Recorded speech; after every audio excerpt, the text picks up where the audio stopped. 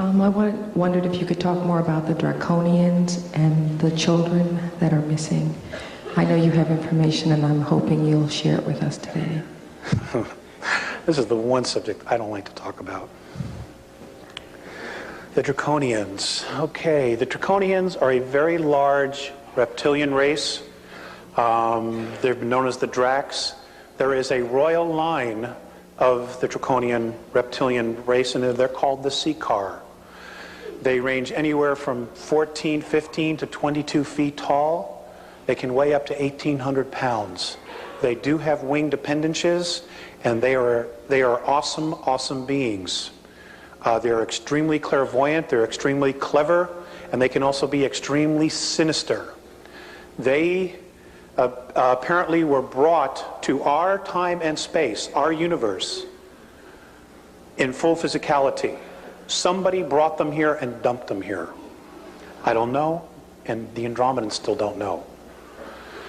But they were brought here in physicality, and they were taken to Alpha Draconis and stars nearby because it gave them the greatest chance of survival. So they were kicked out of some other place. Anyway, they are definitely a major factor to be reckoned with. They, for the most part, are service to self. They do not care for the human race because when they were dumped here, they were told that this was theirs to command. So whoever did this really screwed up. And they still have this mindset. They were one of the first to chart our solar system. In fact, they were the first of the ET races to actually put their flag on it and say it's theirs. Apparently, some of them still have the attitude that everything on it, in it, still belongs to them. And I understand that some of them have been coming back, and more will be coming back. It's going to get real interesting, folks. I can't begin to tell you how interesting it's going to get. They apparently they have had space travel for 3 billion years. They are a remarkable race. They really are. But they have an attitude. And a lot of human races in our galaxy and outside our galaxy have had problems with them. And you know, I don't want to say that all of them are like that, but that's really all that I've heard from the Andromedans. They've had major problems, as all the other races have. They are definitely reptilian. They look like velociraptors, except they're like 22 feet. And they're smart, they're intelligent, they can build. They're just very, very different from us. They apparently attacked Lyra, or came across human colonies in Lyra. Now, the human race was not created in Lyra. Okay? It was brought there to survive. And again, from what the Andromedans have told me, for some reason, once they go back approximately 427 million years, they just don't know what else is there. For some reason, there's no history beyond that, even though the physicality is there. So I don't know if it's being blocked from a higher level or what. They don't even know. The Draconians were flying through there. They came across these human colonies who were agricultural in nature. Basically, because of their talents of horticulture and plant science, they were literally making the planets greater and better. Little gardens. When the Draconians flew by and they saw this incredible wealth of food, they basically wanted to control it. And apparently there was a misunderstanding between the lion races then, who were human, and the reptilian race, because the Lyrians wanted to know more about the Draconians and the reptilian race before they gave them what they wanted. And apparently the Draconians misunderstood it and literally went back and then attacked the planets and killed a lot of people. Blew up 3 planets. And the Lyrians were literally forced to migrate and scatter into different parts of our galaxy. So it did, in a way, facilitate colonization. And I wrestle with whether the Draconians were planted here specifically to force us to evolve, or if there's some other agenda here. I simply don't know that. But that's basically what I know. I do know that not only them, but other reptilian races that are descended from them. Also, the Draconians, the reptilian races, are master geneticists. And I'm told that most of the dinosaurs and many other life forms that were on Earth were brought here then. Also on Mars. Apparently Mars was very much like the Earth at one time. And they came to Mars first. That's literally where our human form was created, by the way. Was on Mars. That's where the primate and the human genes were brought together. Was on Mars. And then we were brought here to work as slaves in the mines. Okay? So we're still working for a paycheck. And they enjoy human flesh, and they enjoy children mostly for two reasons. One, they don't have the pollutants, the caffeine, the nicotine, and things of that, all the processed foods that the adults have. And two, when they're put into a state of fear, their energy field and their adrenaline just explodes, and they get a rush from it.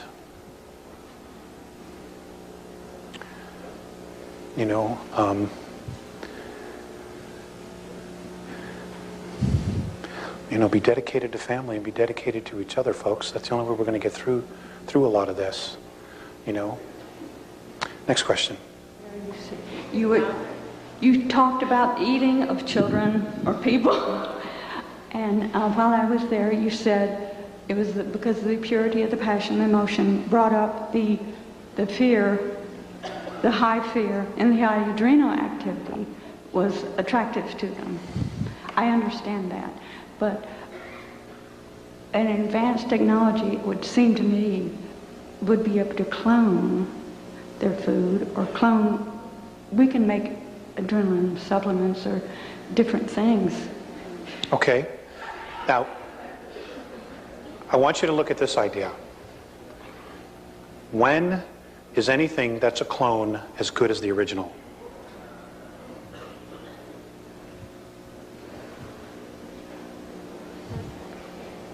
Okay. What you fail to realize is, yeah, they can create clones, and they have human clones, but you cannot put soul in it. Okay? You may grow an organic processor in the brain to get them to act and do everything, but there's no soul attached to it.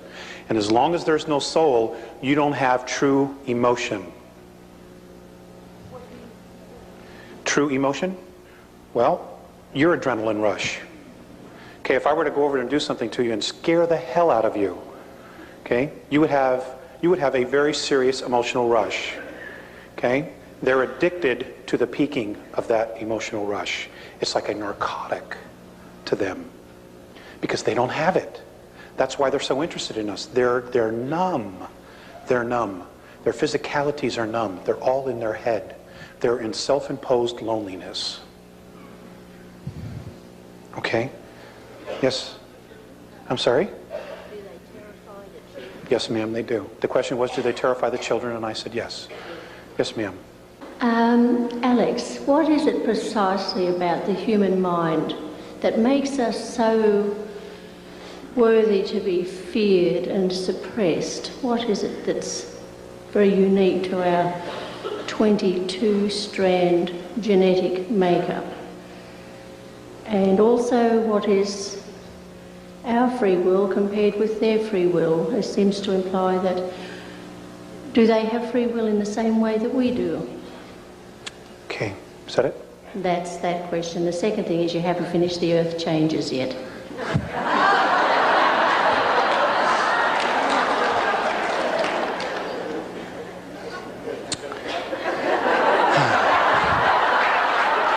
Thank you for busting me. I appreciate it. Okay. as far as our mind, I don't really know that it's so much the mind as it is our extremes of emotions, our essence. They've always stressed not so much what's in the mind, even though that's important to be able to control the creative force of emotions. It's more so the emotions. Because we are able to contain all of that inside physical form, that's what they're most attracted to. Because they want that, because the races have lost, I've said this before, some of their passion, and they are becoming more and more dependent on technology. And here we are steeping ourselves deeper and deeper into physicality, when in fact we have the ability to just leave all this behind. So we are not correctly using our power as a race. In fact, we're wasting it. And they're more attracted to that. And I'll do the earth changes after we've gone through a lot more questions. Okay? Next. Thank you for your patience. We're not supposed to put many questions. I have more, but just one. I pick up just the most important for me. It's about implants, and if you know about specifically about the neutral implant by Cryon. About what? Cryon, the neutral implant. Do you know something? I know absolutely nothing about that. Okay. I'm sorry, but I do know a little bit about implants, and getting back, this will work together. As far as our free will compared to other races' free will, they're really one and the same. It's just that we don't realize the power of our free will. We don't totally realize the sovereignty that our free will gives us. And that is why they are manipulating us through belief systems to try to get us to relinquish our free will by using our free will to say, okay, yes, you can come down and control us. Because then it's a choice. Okay? As far as the implants, what I do know is that there are a lot of races that have been abducting people and putting implants in them, and it is a sign or a seal of ownership. Okay? They feel that they own you. Now, the Greys have done this a lot because the United States government gave them permission to do it. You know, we were sold out, basically. That's what I know. I do know that many of the implants can be neutralized using a very strong ultraviolet light.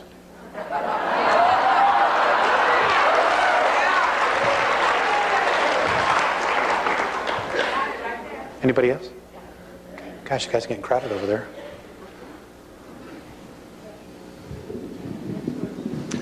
I'm sure I speak for all of us. She mentioned earlier that this was a treat for you. It's very much a treat for us as well.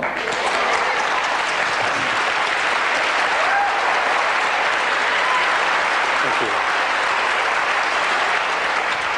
you. Okay, I have two questions. They're relatively unrelated. The first one, if you get an opportunity later on and have time, I would be very interested in hearing, but the second one is what I would like to ask you about. The first one is, you mentioned that the Andromedans know Ramtha as the commander.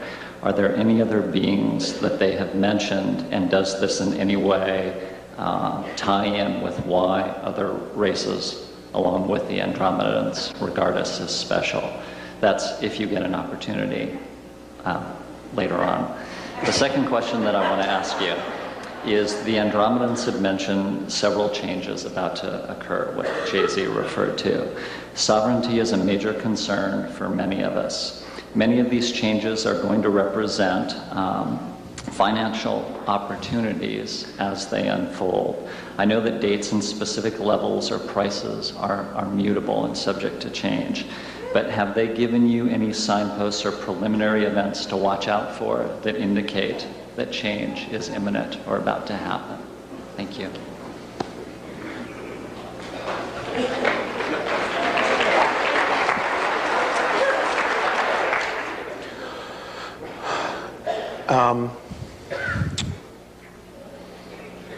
The earthquakes are changes, are signs. The volcanoes are signs. When you start to see large groups of people resigning from world government that will be your biggest sign that shit's about to hit the fan. Okay? Many of our world leaders have been promised underground facilities, and some even on the moon. And folks, there are bases on the moon that were built by the United States, Russians, and the British, using British money.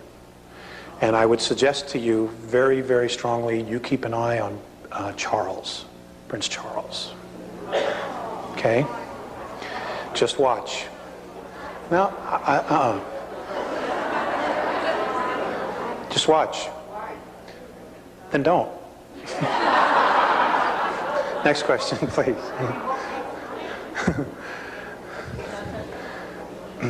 Next question, please. When you spoke about the transition between going from fourth density to fifth density, how are we going to know that we made that transition?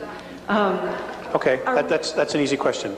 Okay, we live in a color spectrum of 72 frequencies, or 72 colors.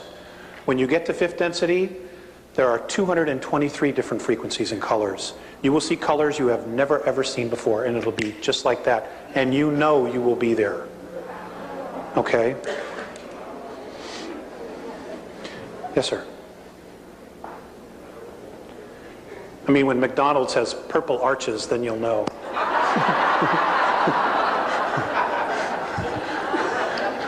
Do the Andromedians have a military, and do they have a financial system, anything like ours? Okay, great question. No, they have no financial system. Everything that they create technologically is used for the advancement of their race. It is for educational purposes only, but it can be used in defense. No, they do not have an army or a military per se. They are scientists. What they do is they send their children to school from anywhere from 150 to 200 years. This is our time. Well, you know, they live 1,000 years, 1,500, 2,000 years. And what they do is they teach their students all of the arts and sciences. They are literally PhDs or masters in everything. Then at that point, they have the choice as to what it is they want to do. And they can change their minds in a heartbeat and do something else. So they are given all the tools. Everything is for education. Nothing is for distraction.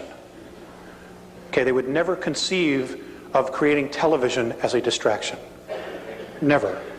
Okay, everything is to help them evolve. And their science and their technology can be used in defensive purposes. Mostly the holographic stuff. Yes, sir. I'm wondering if you could elaborate on the Dracos and Hale-Bopp a little bit. What I have shared is really all that I know. I just know that life is going to be very different. It is, they say it's a comet. It's not a comet. I can tell you this, that it has split into two pieces, and both pieces are rotating, okay, around an invisible axis. They're rotating like this as it's moving. And something that a friend told me that she heard on Art Bell, and I have not confirmed this, okay, so this is still rumor, but apparently an astronomer was on Art Bell, and he called and said that they have seen a large craft that is now flying alongside Hale-Bopp that's larger than the Earth. Okay, so if it doesn't change course, it's going to be great. It's going to be great. All the denial's going to be gone. You know. Yes. I understand the Andromedans have a version of the story of Enki and Enlil, and I'm wondering if you could tell us anything about that. Oh, that's a long question. Long answer.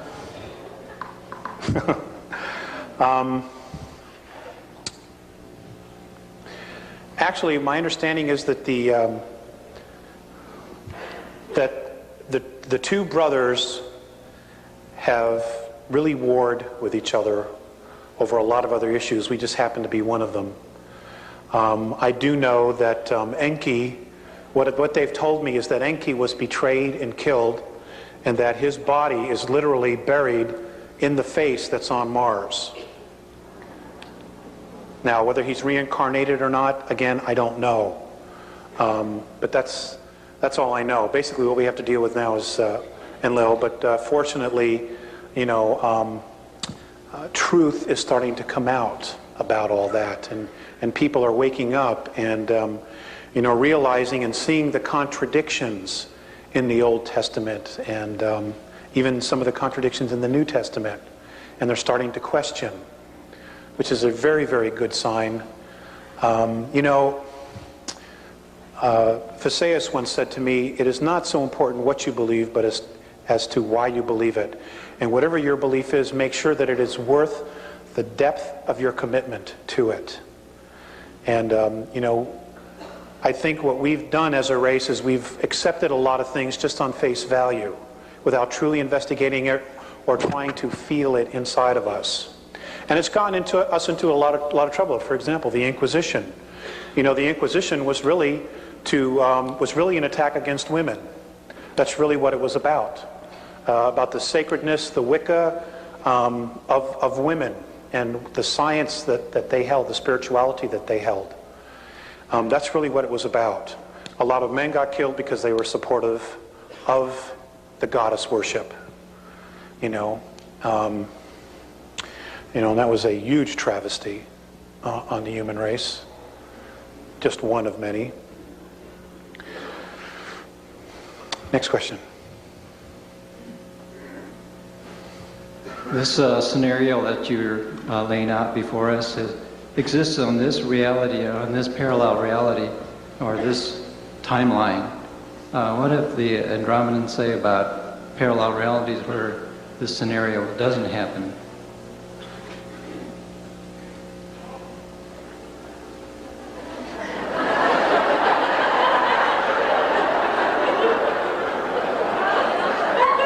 He's not going to like my answer.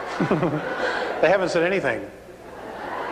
I know that there are parallel realities, and I know that Earth, that several parallel realities of Earth are already in existence in the higher octaves above us. I know that in one of the realities, the New World Order is already established and exists. And, you know, the Nazi flag flies over the whole world. I want you to know that as third density begins to implode, that all of those realities will be moving and merging into the one. Okay? Because the reality of which those two were created is the one we're on. And all the other ones will be returning to source. Now, they've said that the New World Order will come into reality here, but for a short time. As we keep moving, as long as we stick together, as long as we help one another, as long as we have mutual respect for each other, we will not slow down our process as we move up, you know, into the higher dimension, or just to a higher consciousness of world unity, of our free will, not being forced at the point of a gun to do it, or not having to relinquish your rights. You know, I mean, here in the United States, you know, a lot of people are worried about the Russians, they're worried about the Hong Kong police and the New World Order. Let me tell you something, folks. You're losing your country in the courtroom every day. It's in the courtroom with corrupt judges and institutionalized corruption. And I'll tell you what, if you allow, this is my own little political statement, if you allow the Congress and the President to take away the Second Amendment, you will lose all your other rights. I don't believe in toting a gun, carrying a gun, and killing anybody. All right? But the Founding Fathers knew about corruption, and they knew about tyranny. And the reason the Second Amendment is there is to protect all the other rights. And until we consciously make the shift and change everybody else's perspective, I'm afraid, from my perspective, it's a necessary evil. But that's my perspective, okay? You know, I mean, America, you have done so much in such a short amount of time. But you have to understand that when you're a draconian or Orion belief system, there is no such thing as free will, as self-rule in their control. Now, the reason we've been able to get away with it for so long is because, you know, when you look at where we are to the center of the galaxy, we're in the boonies. You know, we're way out here. And they're just now starting to come around, and they realize that the magnetics of the planet, the consciousness of the planet, is starting to change. So they, you know, this is what has attracted a lot of the races to us now. It was also the blasting of nuclear weapons. Nuclear weapons not only affect third density, but they affect fourth and fifth. It sends a shock wave through it. Okay? And we were totally irresponsible. We didn't know. We didn't know what we were doing. You know, and that's why a lot of the races started to show up. I mean, they'd been here sooner, but that's when they really started to come in mass. Like, what the hell's going on down there? You know. Next question. Again, I've only got pieces of the puzzle. I've had a contact a number of years ago, and I know a lot of other people here have, and it was both very powerful and loving, and yet there was also some fear with that. Many of us are now thinking about how can we make contact that feels safe, evolving, loving. Mm-hmm. Can you speak to that? I'm asked this a lot, and all I can suggest to you is this. You can literally be and create anything you want. If you want contact, then what I would suggest you do, and this is really the only suggestion I have, is you create the space for it. Now, if you're very comfortable going into the woods, going on a walk and sitting on a rock someplace where you're totally isolated and you're there and you call them down and that works for you, that's fine. Okay, if you want them to come visit you at your home and you set up a specific time and you make tea and you wait for them to come, that's another thing you can do. It's entirely up to you. Okay, but create the space. Show the intent to do it and be in integrity with it. In other words, for that hour or 2 hours that you decide to create the space, do it all the time. Make it always 2 hours. Make it always 2.5 hours. Do it once every 2 weeks, whatever you want. Whatever ritual you want to make it in order to create the space, then that's what you do. Okay? That's the only suggestion I have for you, wherever you went. Okay, next, please. On your tapes, you talk about how if we have 10% consensus on the planet, it'll be enough to move us through the transition. And you also give an exercise that they taught you about seeing yourself inside out. Yeah. And I'm interested in more information about both of those. And in this talk tonight, you've spoken about transfers, and I'm not sure what those are. Thank you for being here. Thank you. Transfers? When you first started speaking,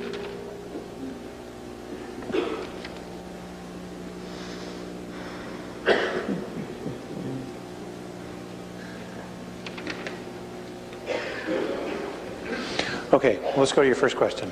oh, okay, yeah. I was given an exercise.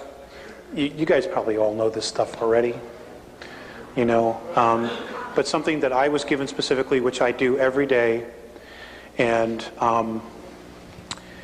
you know, they never give me answers about myself. And it really pisses me off sometimes. Because, you know, we're looking for shortcuts. I mean, let's face it, we're Earth humans.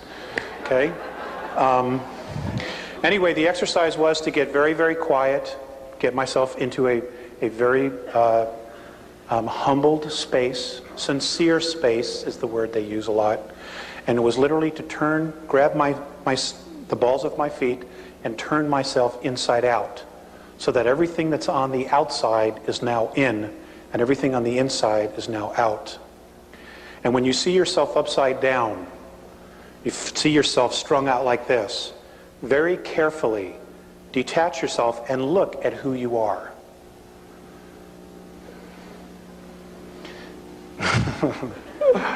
Don't get scared. Just work with it. Okay? I mean, that's really the only exercise they've given me. I've had to develop my own things, and you know, I'm still working with those.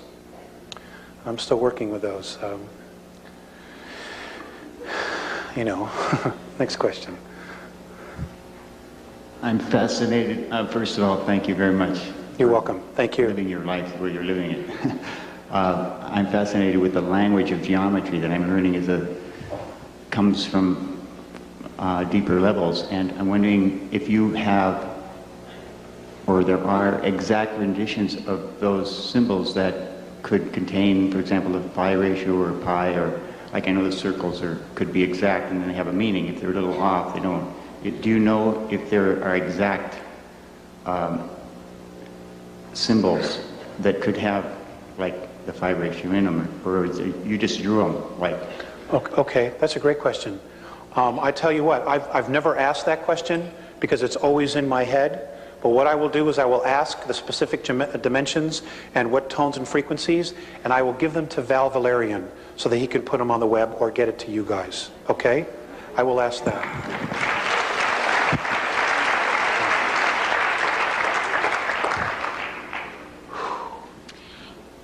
You've referred to the Andromeda educational system and their feeling about raising the children and putting the energy toward education. And you've made a few comments about weapons in general, and I understand the First Amendment issue is a little different. We're heading into dangerous times, and there's a lot of controversy among different people in the school here about weapons and what should be done. The Andromeda feeling about mutual respect for everyone. Seems like a lot of the women that I know don't want to have anything to do with them no matter what, and a lot of the men I know are totally obsessed with them. What's the Andromeda's feeling of our weapons and the part that they would play in the changes that are going to be happening? Okay, it's a very good question. Oh, not an easy one. They have said that we, and I said this earlier, that we destroy ourselves in ignorance. And I understand that weapons are not a good idea. I believe that. I really do. However, let's look at the reality that we're in. Okay? There have been many really holy spiritual men that have been murdered. Okay? They literally went to death holding unconditional love. And that's great. Okay? However, and this is my perspective,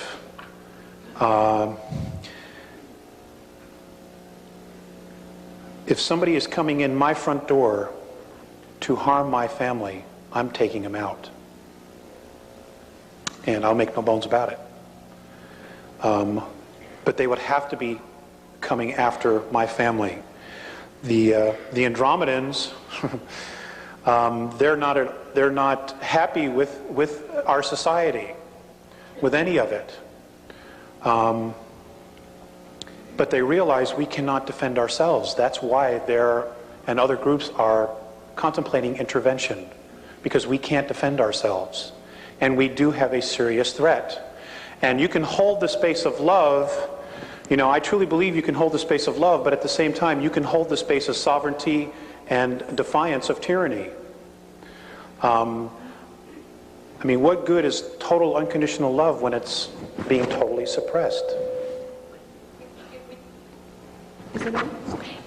If we take that attitude, then don't we then create a situation where we have to come back and do it from the other side? Don't we just get right back involved in the whole cause and effect? Well, it could be very possible. It could very well be possible. I really don't have an answer for that. You know, like I said, I've got my stuff and I'm working it out.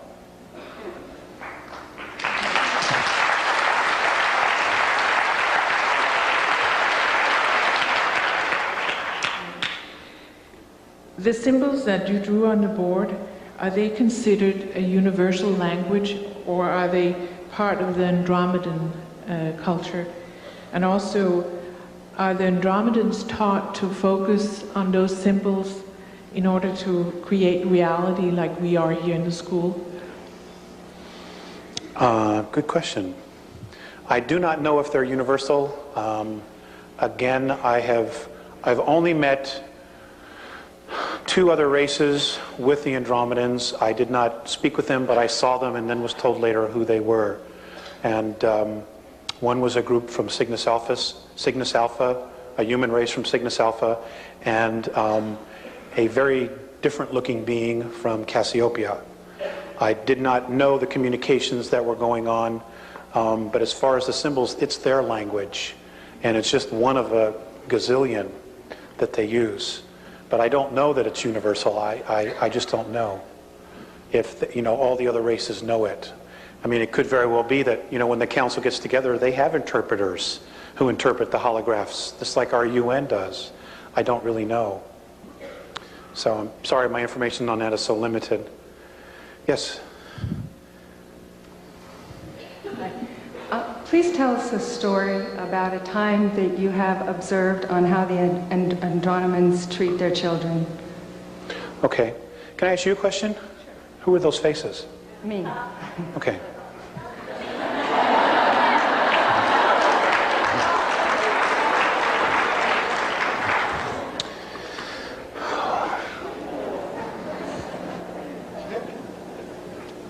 They treat their children like adults.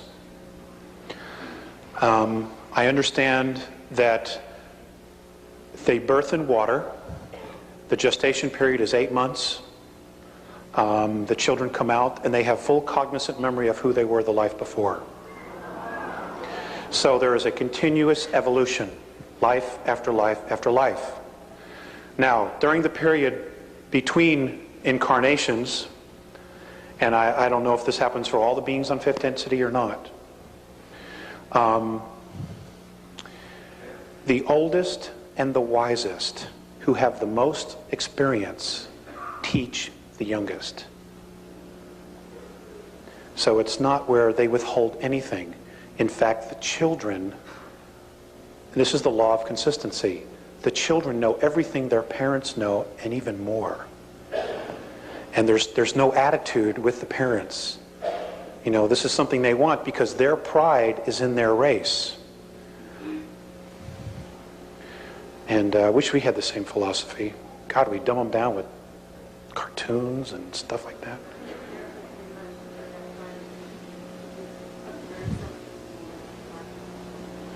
Okay, the question was, when I was with them for 3 months, did I observe something with them in the park? They sit in circles. Again, they're telepathic. So they would just be in circles, and you would see them nodding and smiling and laughing, but there's no sound. So I can't tell you what they were saying. It would be like if you went to a convention of deaf mutes, and it's just sign language. You have no clue what's going on. But they're talking about incredible things, I'm sure. Things that are probably way over my head, and most things are, actually. So, but they treat them like adults. And again, they teach them everything from a very young age. I mean, they go to school for 150 years. God, you got to pick up some stuff after that. And there's no home ec and stuff like that. I mean, it's like real educational stuff. No car mechanics 102 or anything like that. Yes, sir. My question has to do with the seeding of this planet by the Andromedans originally. You mentioned 62,000 years ago in a time period of only 65 years, but I'm specifically interested, do you know of any symbols or any information about reawakening latent genetics for people who are on this planet, and is there any relationship of Lemuria to that 62,000 year ago time period? Lemuria was in existence at that point. Atlantis was just beginning to be colonized. Now, folks, let me set you straight on something, or what the Andromedan perspective is. Atlantis was an extraterrestrial colony. Okay? I know that there's a lot of channeled stuff and other stuff that's done in remote viewing, and I don't know if it's all true or if it's not true, but the Andromedan perspective is that Atlantis was an extraterrestrial colony specifically. Lemuria was also. However, there were some of us Terrans there. okay? And we were servants, more or less, okay? Some of the stronger genetic of our race were used as a priesthood to basically keep in line the other humans. I mean, you know, if you go back and you look at history through Sumeria, Egypt, even today, you know, today the new priesthood is the world bankers. You know, they have total control of your life on a monetary, physical level. You know, it's hard to do anything on this planet without money. And they're the new priesthood.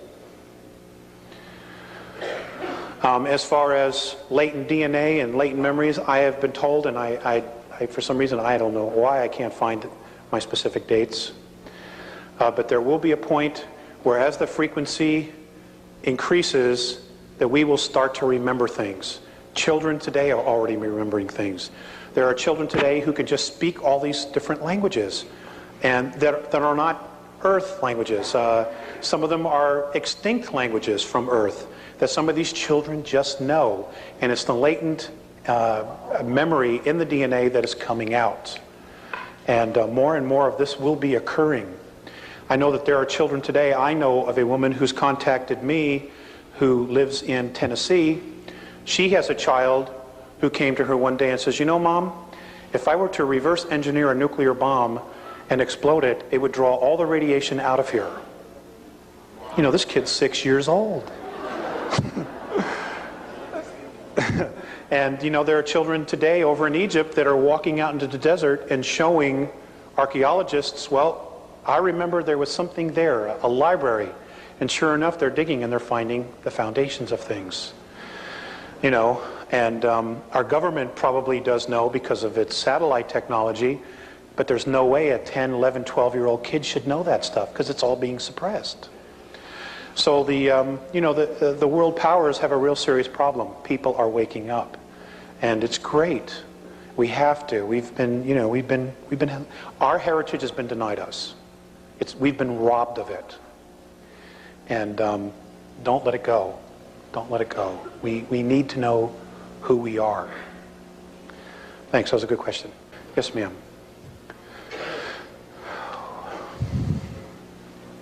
Thank you for coming. You're welcome. Thanks for having me. Do you have any information that you can give us that would shed light on the mystery of gravity on this plane? And is it indigenous to this planet, or is it a mutation? Say that again. Is there what? Is it indigenous to here, to this solar system? Gravity? Yes, to Earth, or is it a mutation? And would it disappear when the frequencies begin to raise? Okay.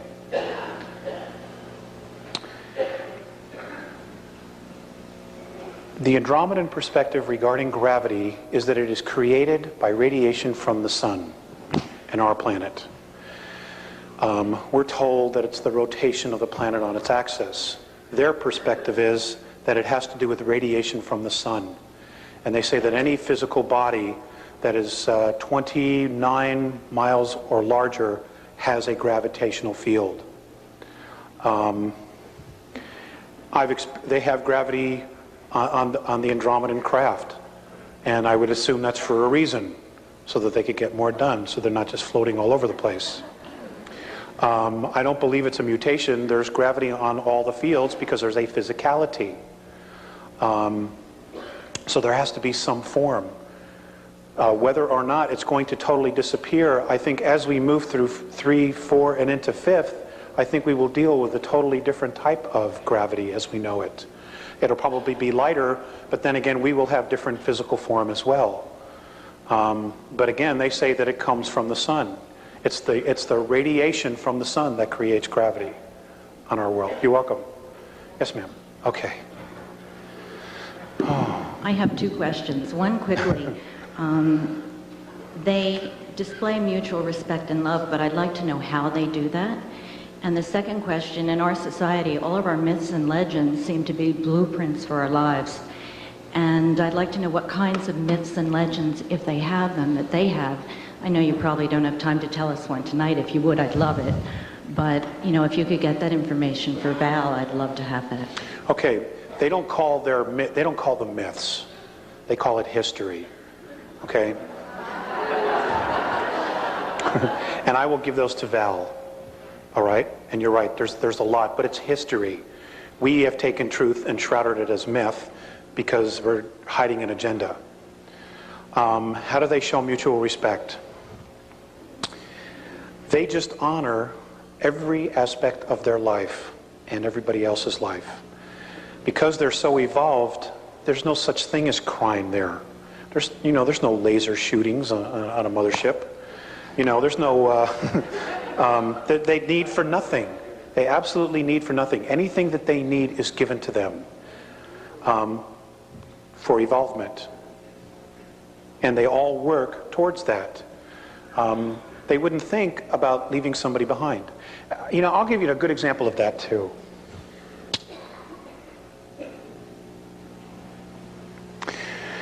There was a ship, an extraterrestrial craft that was apparently shut down in 1985. I believe it was 1985. And it was a human being from Tau Ceti who literally got too close, and he was shot down. I understand that our military was able to take him, took him underground somewhere in Arizona, put him on a car, a train, took him underground to North Dakota, where they started doing some really horrific things.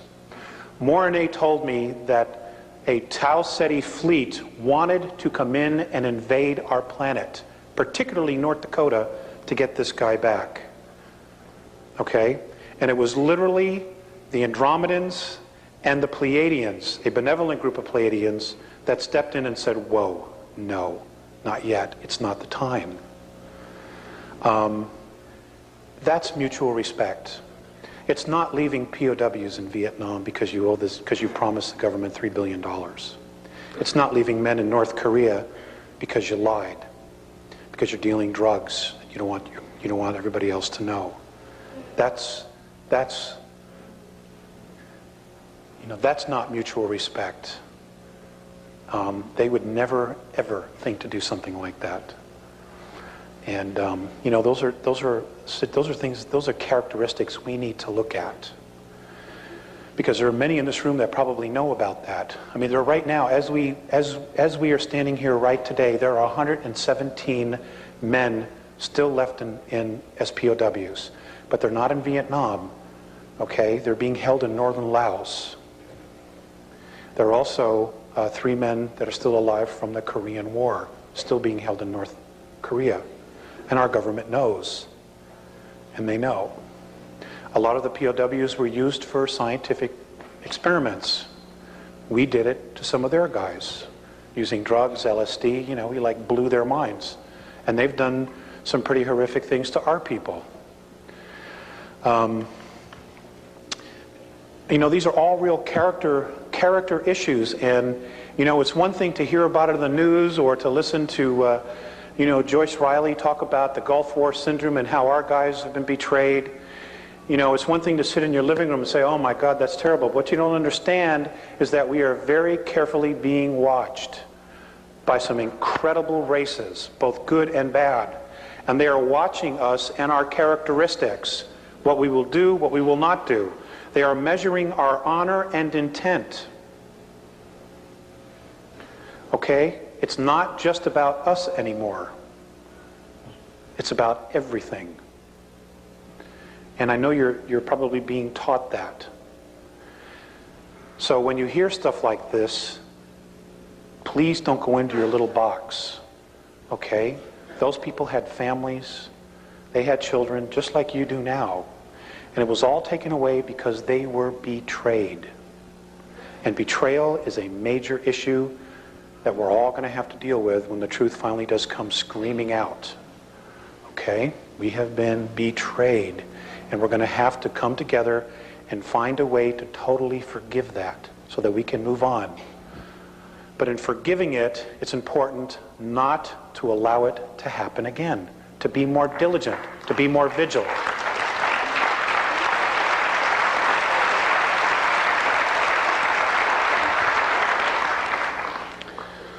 Um,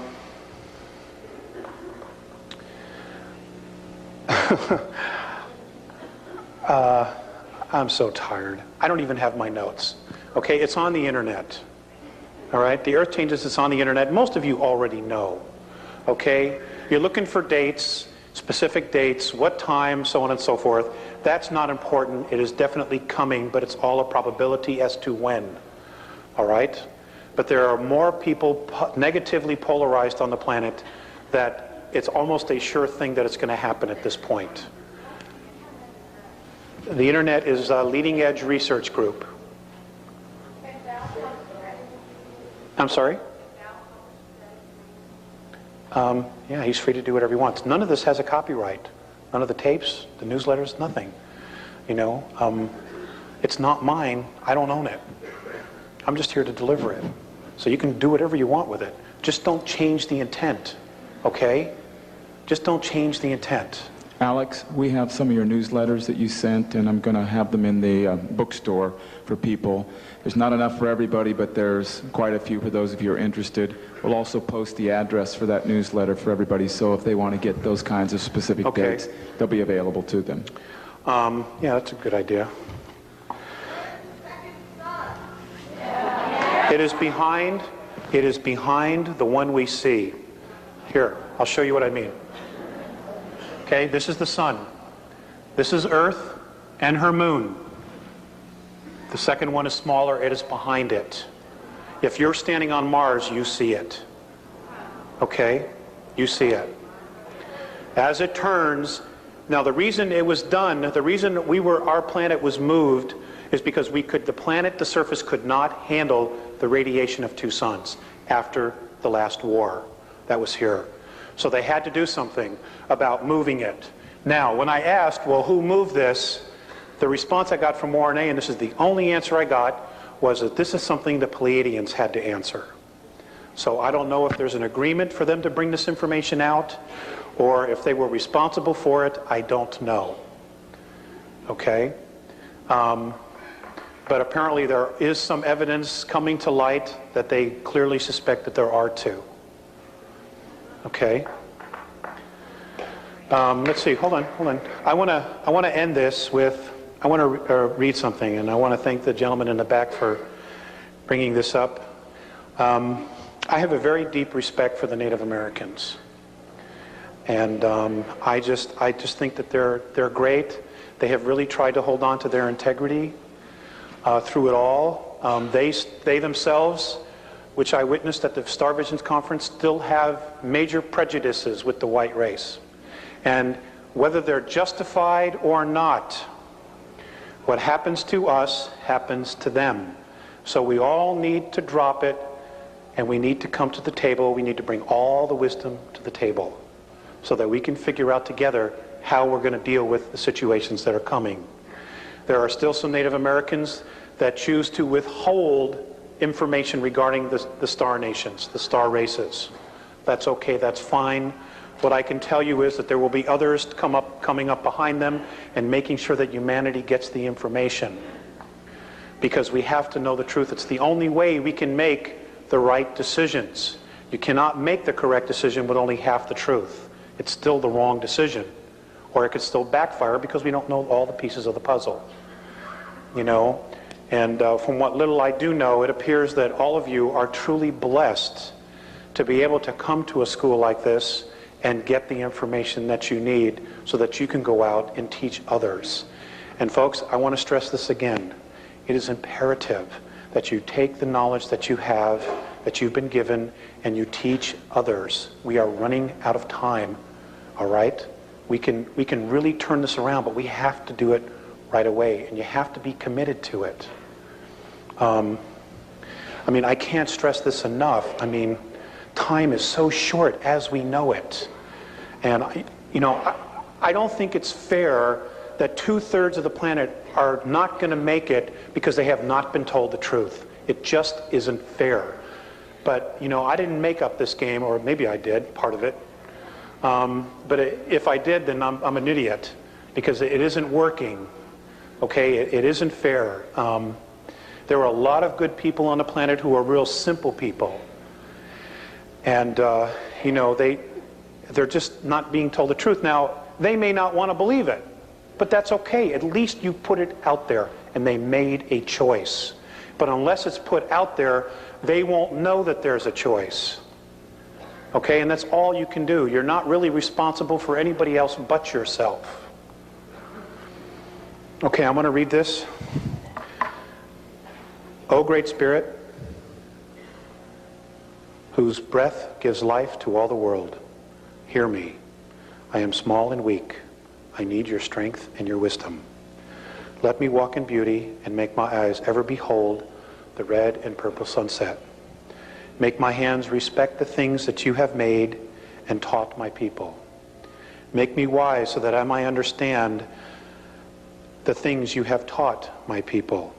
Let me learn the lessons you have hidden in every leaf and every rock. I see strength not to be greater than my brother, but to fight my greatest enemy, myself. So when life fades as the fading sunset, and my spirit may come, and as life fades as the fading sunset, please let my spirit come to you without shame. Washtay. Ladies and gentlemen, thank you very much.